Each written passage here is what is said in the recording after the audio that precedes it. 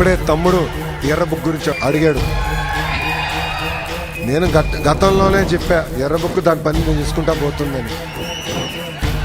చట్టాన్ని ఉల్లంఘించిన వారు ఎవరిని మేము వదిలిపెట్టట్లేదు, పెట్టము, దాంట్లో ఎలాంటి డౌట్ లేదు. కానీ వాళ్ళు చేశారు కనుక మనం చేయాలనుకుంటే చాలా పొరపాటు అవుతుంది. 151 అయింది, అది గుర్తుపెట్టుకోవాలి. నేను ఎవరిని వదిలిపెట్టే ప్రసక్తే లేదు.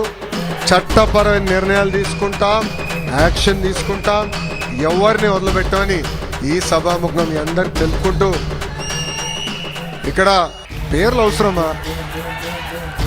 టైం వేస్ట్ భయ్యా. నా తల్లిని అవమానిస్తే నేను వదిలిపెడతానా?